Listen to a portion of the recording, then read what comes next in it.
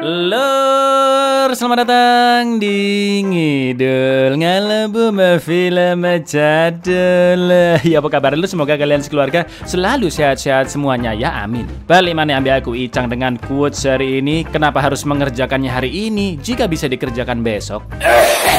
Sesuai requestan dari kalian dan requestan ibunda saya tercinta, lur. Kali ini kita akan mengidul film perampokan yang berjudul Ocean's 11 tahun 2001. Dijamin tidak kaleng-kaleng film satu ini ya kan. Mulai dari scoring musiknya, sinematografinya, sampai alur perampokannya sangat-sangat mantap. Ocean's 11 bercerita tentang narapidana yang baru bebas dari penjara. Namun di hari itu juga dia langsung merencanakan aksi perampokan gila bersama sohibnya, yaitu 3 kasino sekaligus yang jadi targetnya. Juga tujuan lain yaitu merebut sang mantan istri. Seperti apakah aksi perampokan luar biasa dari kelompok ini? Langsung aja kita ke request pertanyaan terkutuk dari dulurku Dead Kiss ya. Cak, apa benar kalau tahan nafas 15 menit bakal rame yang datang ke rumah? Nah ini, coba aja Anda praktekkan lur. Banyak pasti yang datang sekalian tahlilan ya kan. Monggo cegacaken.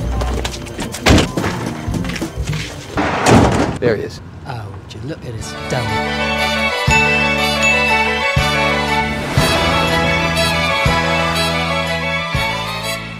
Danny Ocean adalah seorang kriminal yang telah melakukan beragam kasus penipuan dan perampokan dengan alasan karena stres pasca ditinggal istrinya. Setelah mendekam selama 4 tahun di penjara New Jersey dan berkelakuan cukup baik di sana, Danny pun akhirnya mendapatkan status bebas bersyarat. Dan inilah 11 komplotan Ocean.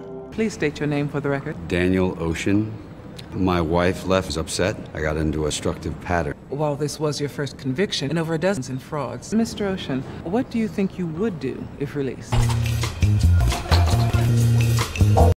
Tepat setelah bebas, Danny pergi menemui rekan lamanya yaitu Frank yang bekerja dengan nama samarannya Raymond di sebuah kasino. Danny pun menanyakan kabar sohibnya Rusty alias Brad Pitt yang saat ini sedang mengajarkan seorang artis bermain judi di Hollywood, California. Nggak pakai lama, Danny pun langsung menemuinya di sana, yang artinya Danny telah melanggar peraturan pembebasan bersyarat, yaitu tidak boleh meninggalkan negara bagian New Jersey. Sesampainya di sana, Danny ikut bermain poker bersama Rusty dan murid artisnya, lalu mengajak sohibnya itu ngobrol 4 mata di suatu warkop.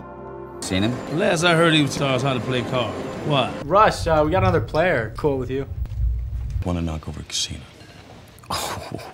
Alih-alih menjalankan hidup normal layaknya masyarakat pada umumnya, meski baru aja bebas, ternyata Danny sudah mempersiapkan rencana perampokan selanjutnya yang nggak tanggung-tanggung lur, yaitu membobol sebuah brankas besar yang terhubung ke 3 kasino sekaligus di Las Vegas, yaitu Kasino Bellagio, Mirage, dan MGM Grand yang semuanya dimiliki oleh konglomerat bernama Terry Benedict. Dan saking niatnya, Danny sudah memiliki semua denah gedungnya. Mendengar rencana gila Danny, juga denah-denah lokasi berangkas dengan pengamanan super ketat, Rusty pun yakin jika rencana ini jelas akan sulit dilakukan dan dibutuhkan kru yang sangat banyak. Maka dari itu mereka berdua butuh seorang sponsor yang tajir melintir untuk mendanai misi perampokan. Dan satu-satunya nama yang muncul di benak mereka adalah Ruben, tidak pakai onsu, mantan pengusaha kasino sekaligus rival dari Terry Benedict. If I'm reading this right, I'd like to think that I am. Best Vault ever designed. Need at least a dozen guys doing a combination of cons. Bellagio, the Mirage, Harry Benedict's place. Yes, they are.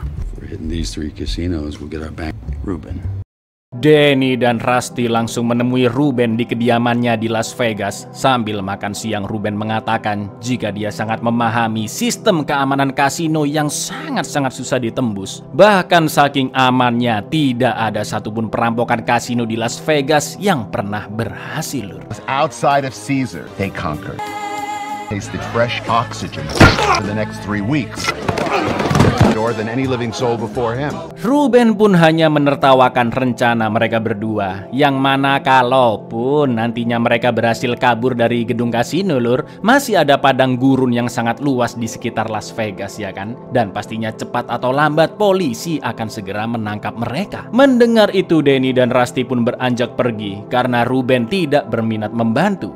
Akan tetapi begitu mengetahui target perampokan yang tiga-tiganya adalah kasino milik Terry Benedict, Ruben pun langsung berubah pikiran dan akan mensponsori mereka berdua. Selain itu, melihat kuatnya penjagaan kasino khususnya milik Terry Benedict, Ruben menyarankan Danny dan Rusty harus tetap berada di balik layar dan juga merekrut kru yang sangat handal untuk diterjunkan langsung. Bellagio, the Mirage, and the MGM Group. Those are Terry Benedict. From Terry Benedict. Then not know you're involved. Untuk menjalankan rencana gila tersebut, Danny dan Rusty sepakat untuk merekrut 8 orang anggota. Yang pertama adalah 2 orang penipu top global, yaitu Frank yang tadi bekerja di kasino awal film, dan juga mbah-mbah bernama Saul Bloom yang ahli berjudi dan sudah pensiun dari dunia kriminalitas. Selanjutnya ada Virgil dan Turk, 2 maloi bersaudara yang bertugas mengurus kendaraan untuk misi perampokan.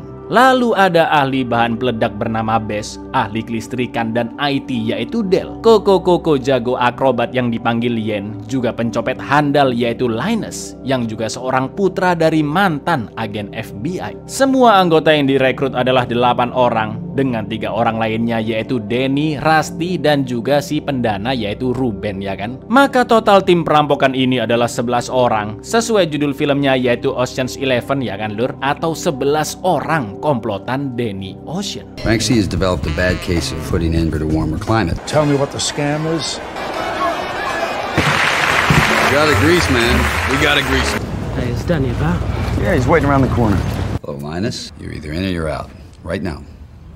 Mereka semua pun akhirnya berkumpul di kediaman Ruben di Las Vegas. Lalu Danny dan Rusty mulai menjelaskan situasi kasino yang akan dirampok. Brankas yang akan mereka bobol berada 61 meter di bawah tanah, menyimpan semua uang dari 3 kasino di atasnya yaitu Mirage, MGM Grand, dan tempat brankas itu berada yaitu di Bellagio. Ketiga kasino itu terletak hampir berdekatan lur, juga memiliki pengamanan super ketat yang menyamai tempat penyimpanan misil nuklir. Begini situasinya, pertama-tama kru yang dipilih harus memasuki ruang penukaran uang di Bellagio dan melewati sebuah pintu yang kodenya berganti setiap 12 jam. Setelah itu mereka harus turun menggunakan lift yang hanya dapat diaktifkan oleh sidik jari dan konfirmasi suara dari security Bellagio. Selain itu terdapat detektor gerakan di sepanjang lorong lift, jadi mereka tidak bisa turun begitu saja. Setelah berhasil turun ke lantai brankas, mereka harus menembak 2 security bersenjata Uzi dan barulah mereka harus membongkar brankas uang paling rumit yang pernah dibuat manusia.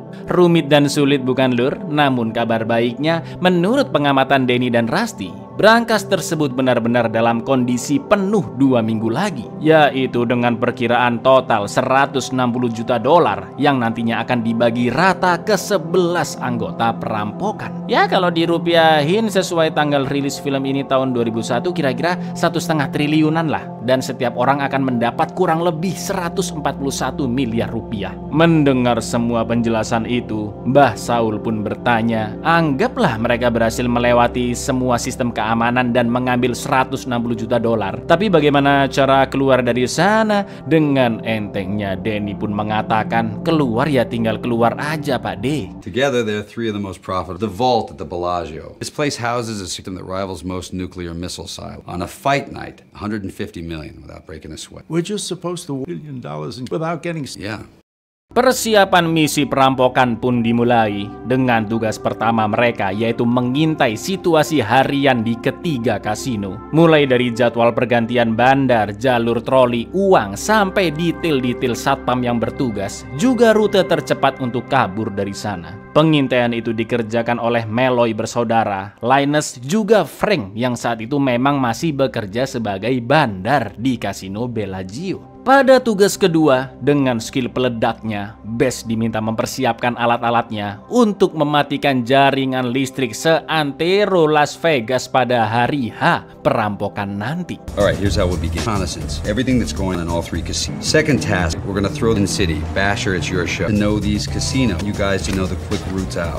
Tugas ketiga adalah bagian si ahli IT yaitu Del yang akan menyadap kamera CCTV dengan masuk ke ruang server secara diam-diam dendam menggunakan kartu akses satpam kasino yang telah dicolong dari mbak-mbak malam yang sudah dibayar. Agar Del bisa mengoprek-oprek CCTV sesuka hati, Meloy bersaudara yaitu Turk dan Virgil akan mengalihkan perhatian satpam penjaga pintu dengan cara menutup salah satu CCTV di sana menggunakan balon. Akan tetapi ketika tugas Del mengambil semua saluran CCTV selesai, peta yang dia gambar di tangannya halah hilang dong gara-gara ngelap keringet lur. Del pun sempat lupa lokasi pintu keluarnya dan salah satu satpam pun menghampirinya yang ternyata I'm not in your face. You are in my boy. You're spinning my. Excuse me. Drop this. Thank you.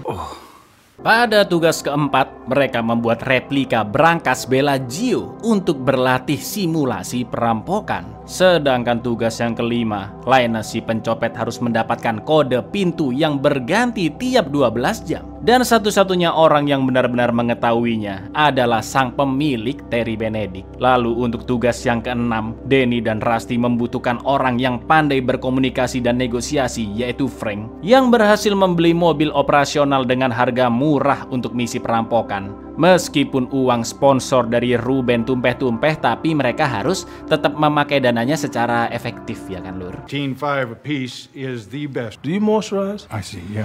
Let me drop that down to 16. Saul pun mulai menginap dan berjudi di Kasino Bellagio dengan nama samaran yaitu Lyman Zerga, seorang bisnismen asal Eropa yang datang bersama dua bodyguardnya yaitu Turk dan Virgil. Wede bisa boys gitu tampilannya ya. Sementara itu menurut pengamatan Linus sejauh ini, Terry Benedict tiba di Bellagio setiap hari tepat pada pukul 2 siang dengan mobil dan supir yang sama. Juga hafal semua nama petugas valet di bagian depan. Terry bekerja di kantornya di lantai atas dan turun ke lobi tepat jam 7 malam. Lalu sebelum pulang dia ngobrol-ngobrol selama 3 menit dengan manajer kasino dan lanjut menyapa para pemain-pemain besar termasuk orang-orang asing. Karena Terry bisa bahasa Espanyola, Jerman, Italia, dan masih belajar bahasa Jepang. Tepat jam 7:30, asistennya pun memberikan portofolio hitam berisi penerimaan kasino hari ini.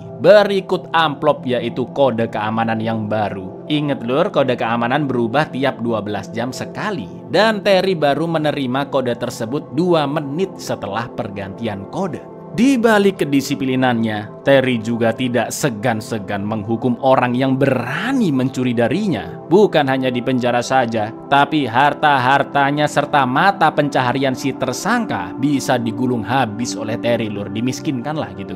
Selain itu, Terry juga memiliki pacar seorang kurator museum bernama Tess, yang jika mereka bertengkar, Tess akan pulang duluan dari museum yang berada di lantai atas kasino. Linus sempat terpukau dengan kecantikannya mak-mak satu ini. Berbeda dengan Rusty yang terkejut melihat Tess. Karena ternyata lur, dia adalah mantan istri sohibnya, yaitu Danny. Mamam ya kan, kalau Tess sampai tahu rencana perampokan tersebut, bisa-bisa cepu ke Terry. That guy's a machine. Good afternoon, Mr. Benedict. Bellagio at 2 p.m. Spends a few minutes glad hands, fluent in Spanish, German, and Italian, and I tell you guys really can pick him. Smart as he is ruthless. Here she is. This is the best part. Her name is Tess. Gak pakai lama, Rusty pun langsung membahas Tess yang sekarang berpacaran dengan Terry. Dan ternyata serangkaian rencana perampokan ini bukan dilakukan Danny semata-mata karena uang saja. Of course juga karena Danny ingin merebut mantan istrinya kembali dengan menyerang Terry habis-habisan. Menurut Rusty, misi ini tidak akan bisa mendapatkan dua-duanya dan harus memilih salah satu, uang atau Tess. Namun sebagai perampok profesional, Danny sudah mempertimbangkan semuanya. Not about her. Tell me this is not about you and your wife. Ex-wife. You can't have both. Everything goes to won't be the one that has to make that. Di Bellagio, manajer kasino ngobrol-ngobrol dengan Terry dan membahas tentang Lyman alias Mbak Saul, ya kan? Yang baru beberapa hari datang bermain judi di sana dan sudah naik menjadi urutan pemain top 3 lah di sana. Lalu setelah permainannya selesai, Saul pun request ke Terry brankas yang lebih aman lagi dari yang disediakan kasino untuk menyimpan sebuah koper hitam miliknya yang sangat-sangat berharga. I'll put her in the house safe for you. What can you offer besides this? Sementara itu di restoran yang tidak jauh dari sana, Danny menemui Tess langsung di restoran yang sebentar lagi dia akan makan malam bersama Terry. Tess pun terkejut melihat Danny yang sudah keluar penjara dan takut kalau Terry memergoki mereka berdua. Tapi Danny tetap slow aja. Dia memuji kinerja istrinya sebagai kurator museum, juga memberitahu jika dia ingin hidup berdua lagi bersama Tess. Namun Tess mengatakan jika dia sudah menyelesaikan berkas perceraiannya dengan Danny, menjual cincin pernikahan, juga lebih memilih Terry. Bukan karena dia lebih humoris atau lebih kaya, tapi karena Terry tidak pernah membuatnya menangis. Tess juga sudah capek kabur dari polisi yang terus menginterogasinya ketika dulu Danny tertangkap karena kasus perampokannya. Danny pun mengatakan jika Tess boleh saja menjalin hubungan dengan pria yang baru, tapi tidak dengan Terry. Karena jelas Danny dan timnya akan merampok kasinonya, ya kan. Tak lama kemudian Terry pun datang dan Danny tetap slow dengan beralasan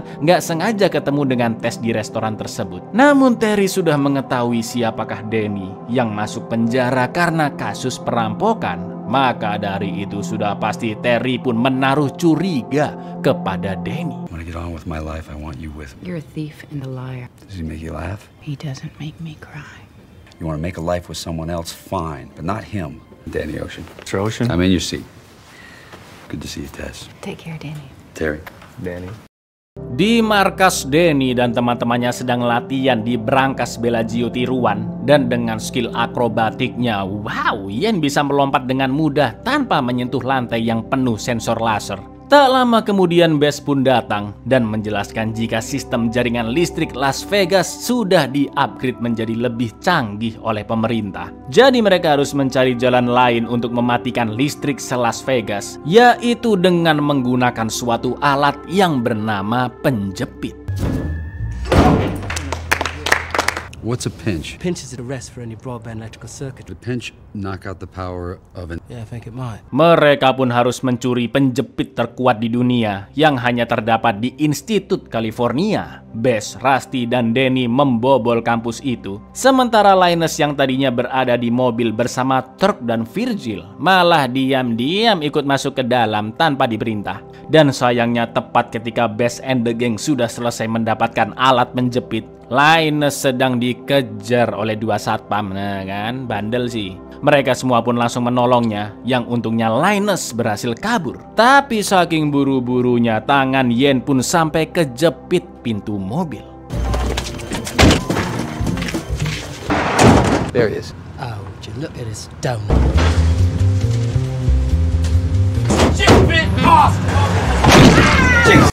Keesokan harinya di hari H perampokan, bertepatan dengan event tinju yang didatangi para pejabat. Semua anggota tim telah berkumpul di kamar Hotel Bellagio yang disewa atas nama Lyman Zerga atau Mbah Saul. Lalu Del pun memberitahu suatu masalah besar yang ternyata Danny Ocean sudah dianggap berbahaya di kasino tersebut dan tindak tanduknya akan lebih diperhatikan oleh sistem keamanan maupun penjaga. Itu semua karena Danny yang ketahuan Terry bertemu dengan Tess. Tanpa banyak pertimbangan, Rusty pun langsung mengeluarkan Danny dari tim karena wajahnya sudah dikenal dan akan membahayakan semua anggota yang ikut misi perampokan. Akhirnya posisi Danny yang akan meledakkan bom di pintu brankas nantinya akan diganti oleh Linus yang sebenarnya juga riskan lur karena dia masih newbie ya kan. Kayak tadi itu disuruh nunggu di mobil malah ikutan masuk, untung nggak ketangkep. I didn't know if it would sting you, but it did. You're out, Danny. He's out? Curtain goes up at 7. Tess is with Benedict now? Be out? Who's gonna trigger the vault? You can do it.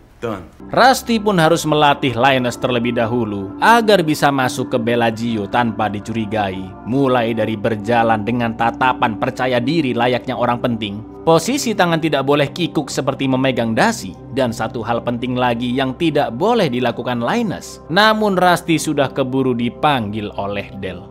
He's gotta like you at the moment you've left his side. Down, they know you're lying. And up, they know you don't know the truth. Where are you gonna put your hands?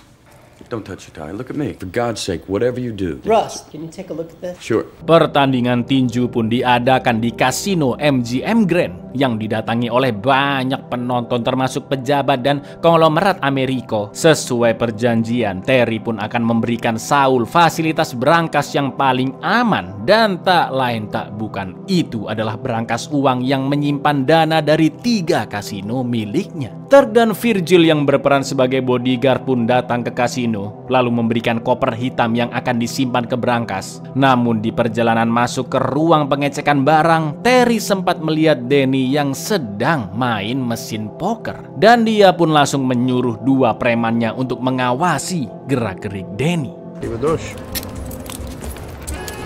afraid I can't have any private security personnel. Of course not. Mr. Wall telling Mr. Ocean. Terry pun mengecek koper Saul terlebih dahulu yang ternyata berisi 4 berlian besar dan tidak menemukan hal-hal mencurigakan sama sekali. Setelah itu sesuai peraturan kasinonya, karyawan Terry akan membawa koper tersebut ke berangkas dengan catatan Saul tidak boleh ikut dan hanya mengamati proses pengantaran kopernya melalui CCTV lur. Di lain sisi setelah mengantar koper Saul, Turk dan Virgil pergi ke kamar hotel markas mereka untuk memasukkan Yen yang bernafas menggunakan tabung oksigen ke dalam duplikasi troli berangkas yang sangat mirip troli berangkas asli di sana yang biasanya digunakan untuk membawa uang-uang kasino. Setelah Terry mengantar Saul ke ruang CCTV dan kembali ke kasino, kini giliran Linus yang menyamar menjadi polisi dan mendatangi Terry. Linus mengatakan jika dia akan menangkap Frank yang bekerja sebagai bandar di sana dengan tuduhan memiliki riwayat kriminal yang sangat buruk. Lalu saat diinterogasi, mereka berdua pun acting sok-sokan ribut agar Linus bisa mencolong amplop berisi kode baru yang berganti tiap 12 jam di sakunya Terry. What do we look like? A couple of peckerwood. Mr. Benedict. Hi, Sheldon Willis. Afraid I need 2 minutes of your time. Mr. Benedict, calling an ex-convict as you see. Goddamn cracker. No, I didn't mean. Okay, come on, sit down. He's gone. Frank pun akhirnya dibawa keluar oleh manajer kasino, sementara Linus sepik-sepik ingin kembali ke ruang tempat interogasi tadi karena pagernya ketinggalan. Padahal dia mau melanjutkan perampokan ke tahap selanjutnya ya kan. Dan untungnya Terry tidak curiga sama sekali. Sementara itu di saat yang sama, karena Terry dan manajernya sudah tidak ada di kasino, Turk dan Virgil berganti baju menjadi petugas troli uang dan mereka sengaja bertengkar karena tidak membawa kartu akses, yang akhirnya troli uang berisi yen itu pun diserahkan ke petugas kasino yang asli untuk dibawa ke ruang berangkas. Itu artinya sekarang yen bisa masuk ke lift dan turun ke ruang berangkas dengan aman berkat sidik jari dari karyawan Terry sendiri. Wow, jenius banget sih ini emang. You are so stupid. You know. Keep it down. There's your briefcase now, Mr. Zerga. Wonderful. Sementara itu Danny yang melihat Tess langsung mengikutinya ke restoran hanya untuk mengucapkan selamat tinggal saja dan mengecup pipinya untuk yang terakhir kali. No matter what it is. Tess, I just came to say goodbye. You be good. Setelah itu Danny pun dipaksa kedua preman Terry untuk dibawa ke ruangan tanpa kamera dan akan digebukin oleh seorang preman lain yang lebih serem lagi. Tapi ternyata preman itu adalah kenalan dari Danny yang sudah dibayar dan langsung membantunya masuk ke lubang ventilasi. No cameras in this room. Yeah. Sorry, Danny. I forgot. Get started. Had enough yet? Come on, get up! Di lain sisi, Saul yang masih melihat CCTV terus mengunyah permen karet hingga akhirnya dia pingsan. Satpam pun segera menelpon dokter dan untungnya pergerakan Linus yang tersorot kamera langsung diubah dengan rekaman video lift kosong oleh Del dari markas kamar hotel. Tak lama kemudian sang dokter pun datang yang mana dia adalah Rusty bersama 2 petugas ambulans yaitu Turk dan Virgil. Setelah sok-sokan meriksa, Rusty pun langsung menyatakan bahwa Saul alias Zerga telah meninggal dunia. Padahal dia cuma pingsan akibat permen karet khusus, lur. Dan selanjutnya mereka semua pun bisa aman keluar dari sana. Bogey in West Corridor. Doctor! Appears to be on... Come on, man. Breathe, damn it. Breathe. Sorry. Lost. Linus pun berhasil masuk ke dalam lift yang nantinya akan mengarah ke ruang brankas. Tapi karena tidak memiliki akses sidik jari untuk menggunakan lift, Linus pun akan naik ke atas lift terlebih dahulu dan turun secara manual melalui lorong lift. Linus pun terkejut karena di atas lift sudah ada Danny yang menunggu dan usut punya usut, lur. Rusty yang mengusir Danny dari misi hanyalah akal-akalan mereka saja. Tujuannya apa? Selain karena Danny tidak bisa menemui Terry secara langsung, mereka juga sengaja membuat Linus tetap fokus karena dia yang paling muda dan pernah bermasalah saat mencuri mesin penjepit, ya kan? Oh! You really didn't think... What, you didn't trust me? What about Rusty? Where's the fun in that? These things are gonna hold us, right? Yen sudah berada di dalam brankas uang dari tadi dan masih belum keluar dari troli uangnya. Sedangkan Linus dan Danny sudah siap menuruni lorong lift menuju ruang brankas. Sekarang adalah giliran Bess yang harus menggunakan mesin penjepitnya dengan efektif untuk mematikan listrik seantero Las Vegas. Saat itulah Linus dan Danny hanya memiliki waktu kira-kira 2 menit saja untuk menuruni lorong sebelum listrik kembali menyala dan sensor laser kembali aktif. Sementara itu di MGM Grand, pertandingan tinju telah dimulai dan ditonton oleh banyak orang termasuk Terry, juga Tess. Lalu, yang terjadi? Livingston, we're set. Basher, we're set. Hang on a minute.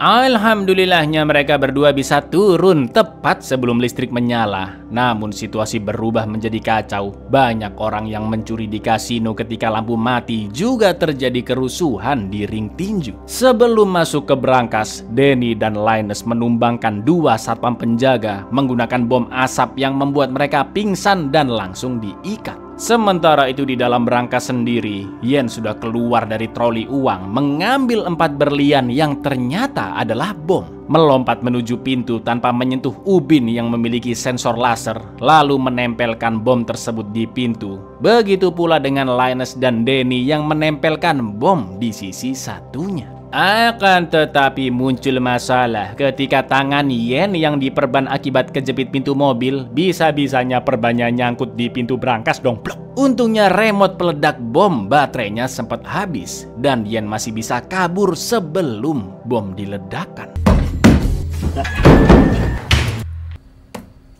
Pins and floor sensors now. Do not blow the door. Can you read me? Check the battery.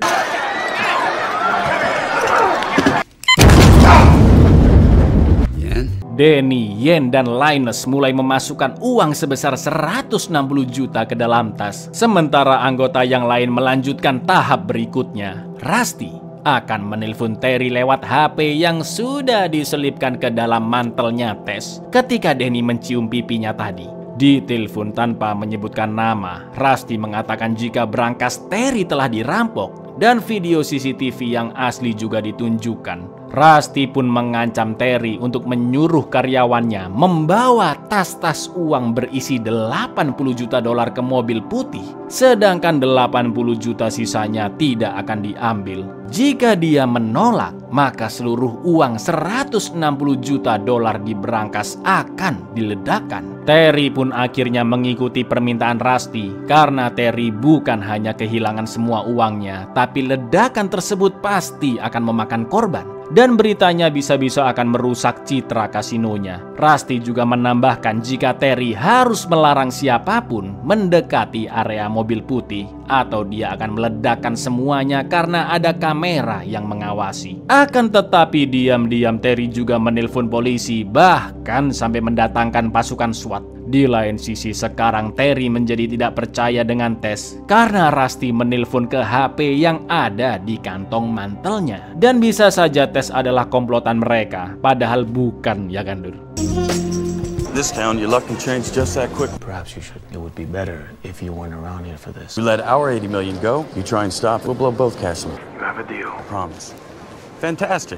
So much as approaches the driver's door, we'll blow everything. Sudah pasti Terry tidak akan merelakan uang 80 juta dolarnya begitu saja. Dan dia pun menyuruh bawahannya mengejar mobil putih tersebut. Sementara itu pasukan SWAT telah datang ke berangkas dan akan menyerang Yen, Linus juga Danny yang masih berada di sana. Dengan cara mematikan listrik terlebih dahulu. Dan yang terjadi,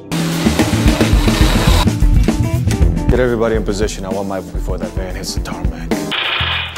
What's going on? Sir, our search has yielded no suspects. Time how they entered or exited. Uang-uang di berangkas sudah diledakin dong. Dan entah kemana kaburnya Yen, Linus juga Danny saat SWAT datang ke sana, lur. Sementara itu bawahan Terry juga telah mengepung dan menggembosi ban mobil putih. Namun ternyata Tires! I just want to try something here for a second.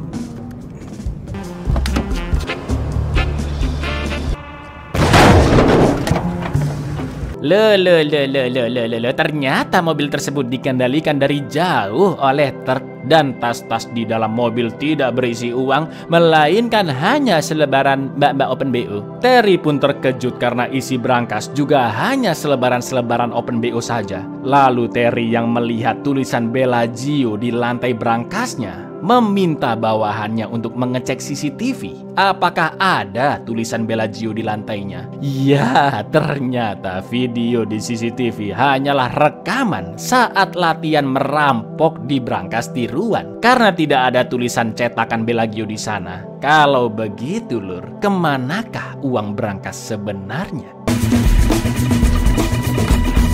It was staged, and what we saw on the moon actually happened. 911 emergency room. Sumpah ini keren banget sih, lur. Ternyata Del nggak cuma ongkang-ongkang sikil nontonin CCTV di kamar hotel, tapi dia juga mengalihkan semua panggilan ke komputernya. Mulai dari nelpon dokter di awal buat Mbah Saul, sampai manggil pasukan SWAT, semuanya dijawab oleh Del. 160 juta uang di berangkas berhasil digasak oleh Rusty. Juga beberapa orang yang dibayar untuk menyamar menjadi SWAT dan kabur dengan mobil SWAT tanpa ada siapapun yang mencurigai. Luar biasa. Terry yang curiga Danny adalah dalang di balik perampokan ini pun langsung mendatanginya di ruang Danny dipukuli. Tapi tentu Danny sudah kembali ke ruangan tersebut lengkap dengan setelan jasnya dan berpura-pura masih dipukuli. You have a hand in this? I have my hand in what? You're free to go. Show 'em out. Sementara itu di kamar hotelnya, Tess ditelepon oleh Del yang memakai pengubah suara dan menyuruhnya untuk menonton channel 88 yang memperlihatkan salah satu CCTV di gedung Bellagio, di mana terlihat Danny akan membantu mencari siapa pelaku perampokan kasino melalui kenalannya. Asalkan dengan satu syarat, yaitu Terry harus berpisah dengan Tess. Dengan entengnya Terry pun setuju karena dia lebih memilih uangnya daripada Tess. Tapi pada akhirnya Terry tidak percaya dengan perkataan Danny maupun siapa kenalannya Danny. Danny pun akhirnya dilaporkan ke polisi dan akan dihukum karena telah melanggar aturan pembebasan bersyarat, yaitu pindah ke negara bagian lain. Di lain sisi, mendengar apa yang dikatakan Terry tadi dari CCTV, Tess pun langsung keluar dari kamar hotelnya dan sempat bertemu dengan Terry. Namun Tess langsung pergi meninggalkannya. What if I told you I could get your money? If you give up Ted, what would you say? I would say yes. Tess. You of all people, there's always someone watching. Misi perampokan berangkas uang dari 3 kasino pun akhirnya berhasil. Rusty and the gang tiba di markas dengan aman menggunakan mobil SWAT tanpa ada yang mencurigai mereka. Sementara itu ketika Danny akan dibawa polisi, Tess berlari mengejarnya dan menanyakan berapa lamakah dia akan dipenjara. Setelah semua yang terjadi, Danny Ocean yang baru keluar dari penjara telah berhasil mewujudkan rencana super gilanya, yaitu merampok berangkas dengan pengamanan super ketat dengan total 160 juta dolar di dalamnya, sekaligus mendapatkan pujaan hatinya kembali, bukan dengan uang ataupun status, melainkan sebuah pembuktian bahwa hanya Danny-lah yang benar-benar tulus mencintai istrinya Tess. Asik. How long will you be? 3 to 6 months, I guess. Tess, I told you. I knew what I was doing.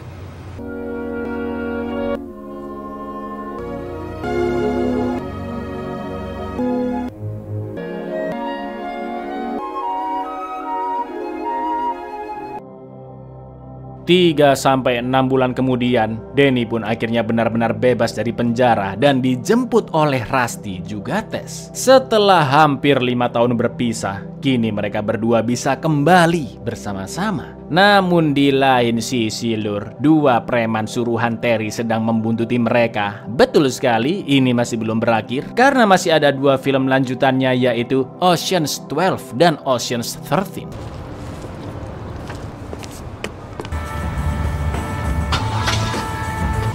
Hi. Hi. Liar. Thief.